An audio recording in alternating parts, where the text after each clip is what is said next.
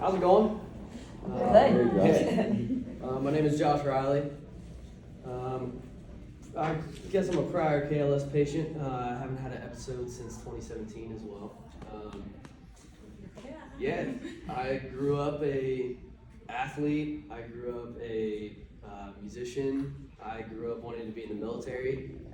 Father was in the military, so had that goal as a child. I think second grade was the first time that I was like, yeah, this is some teacher was like, what do you want to be when you grow up? And I was like, fighter pilot. That's not where I ended up, but can't complain about it.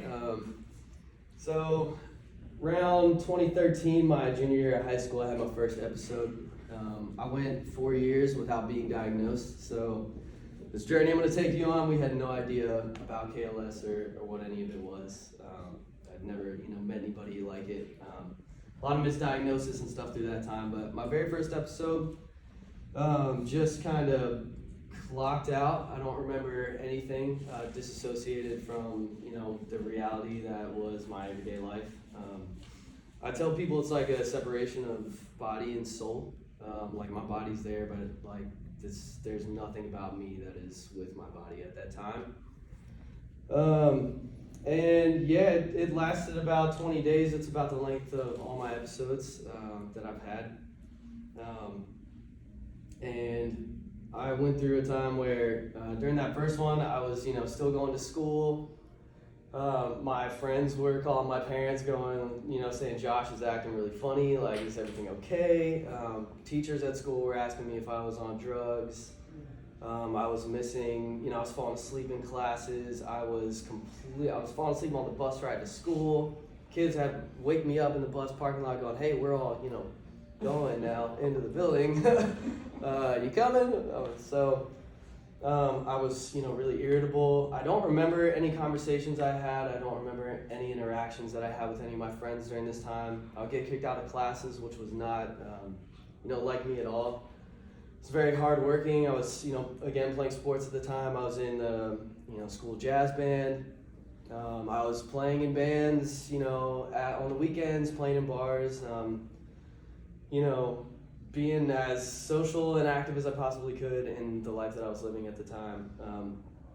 And they eventually got so bad, I just kept telling, during the first episode, I kept telling my mom and my parents around me, and say, I just feel like I'm in a dream.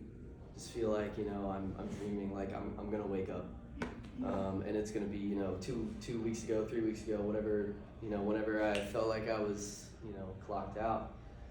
And it got to the point where one day I looked at my mom and I was like, Mom, I feel like I'm in a nightmare. Like, this is no longer a dream. She took me to the hospital and they transported me up to DC, where they, told me that, started misdiagnosing me in that very first time, and then that's where it just kind of kept going from there. I eventually got home from the hospital in that first one and came out of that first episode, and life went back to normal. I was back to playing sports, back to being social, back to being Josh. And I went through the rest of my high school and graduated, got a full ride scholarship to Virginia Military Institute, military school with the Air Force. And was set on a path to go be a fighter pilot. And I had mapped my life out. I was like, I want to go into the military, do 20 years, retire, go work as an engineer, until I don't have to work anymore one day. And I went to do a summer, pre-semester at VMI. And on the way there, maybe 24 hours before we left, I went right back into an episode. And once we got there, it was to the point where I wasn't making sense with the words I was saying. I really don't remember a whole lot about it. My mom could tell you all the details of what it's like when I'm in those moments. But they decided that I needed to, go back home instead of going there for the summer semester. So at that point, they were taking me back to the hospitals, going, "What's wrong? Like it's happening again. Doctors, fix him. Same problem as last time." They're like, "Nope." The very first time I was in an episode, they diagnosed me with encephalitis, and through tests, that was present. And then, my parents rushed me back the second time, and they're like, encephalitis, it's doing it again. And they're like, nope, all the tests are negative. And then it was just kind of, what the heck's going on? And I went through a lot of, misdiagnosis. They told me I had anxiety, depression. I had to go talk to a therapist, which is, good to talk to a therapist.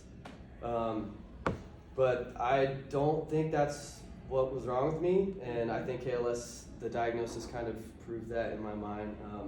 I wasn't, anxious about military school or anything like that. And, they put me on medications, and after years of talking to my therapist, she kind of looked at me one day and was like, I don't really know what to say to you. I don't know what's wrong. You don't seem like, I'll never forget that moment, just being like, wow, I kind of agree with you. Like, I don't know what I'm really doing here. And then, the episodes just kept happening. I was still undiagnosed. I only had one episode while I was diagnosed. It was my final episode. And yeah, just one night, my mom just going through years of what's wrong with my kid.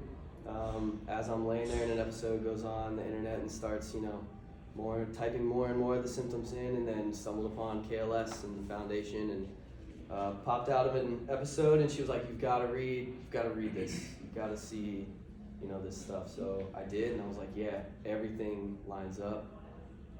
All the symptoms were just spot on. So yeah, that's kind of the story of how I wound up, getting the diagnosis. My last episode was in 2017, and that one, it started to set on, and I was working at the time. I ended up leaving the military school after about 9 months of being there because at the time, thought it was anxiety, depression, and I didn't feel fit going to be an officer in the military, leading, soldiers with, thinking it was anxiety and depression and falling asleep for like 20 days at a time. So I made the decision to leave there and give up the commission and the scholarship, and that was really tough. It was, years of dark times that followed that. I was angry at everything, the world, myself, not knowing what was wrong with me. It was, I went back home and, kept trying to pursue a mechanical engineering degree at community colleges, and didn't really know what I was going to do. I was working full time, and when I finally got the diagnosis, I was able to, be like, oh wow, like there wasn't just some weird thing happening that I really didn't know about, like that I couldn't explain, that nobody could explain to me. There is this thing that's been going on. So finally got to, tell my jobs about it and be like, yeah, this is a problem that could happen. You might not see me for like 3 weeks. It's cool. But I was still trying to make my way through college at the time. It was definitely like a relieving feeling, getting the diagnosis. But then there was also that like, oh man, this is absolutely nothing I can do about this. This is great. So, having it take away like everything that I thought I wanted to be was rough. I will say that absolutely. Like it took everything that I thought my life was going to be away from me. But I once I got the diagnosis, and I actually got to go to a KLS conference in San Francisco. First time I ever got to meet anybody else who had it and talk to people. I still talk to those people that I met that time. That was the moment where I was like, okay, I have this. I'm living with this. I can let it define me, or I can learn how to keep moving forward with it and how to make it part of my life and how to make it part of my mission to be spread the word about rare diseases, spread the word about KLS. And I made a commitment then to be any platform that I ever have, I will do everything I can to raise awareness for stuff like this. So in the time after the military school, after diagnosis, I was like, what am I gonna do? I was playing music in clubs and bars and stuff on the weekends just for fun. I decided to go to the Berklee College of Music. I decided to apply. I didn't think I'd get in. Pretty tough. Yeah, there was no easy like, oh yeah, I'm going. It was definitely. I mean, I think their Grammy Award count is over 300 now, so there's a lot of crazy talent that's come out of that place.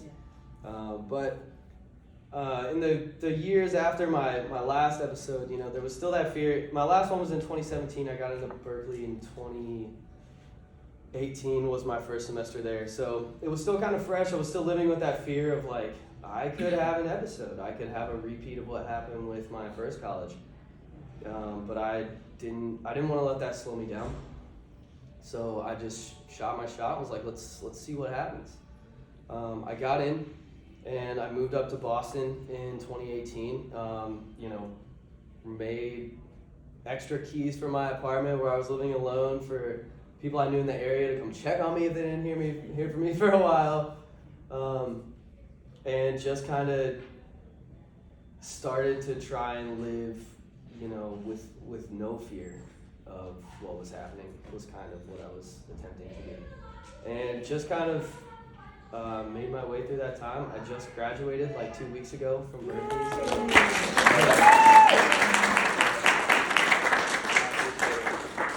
It was definitely a crazy moment. I was in tears walking across the stage. Just it was cool. But there was definitely moments during the time after I got diagnosed where there was, you know, fear, doubt. Definitely anxiety. I tell you what it gave me. If I didn't have it before, I got it now.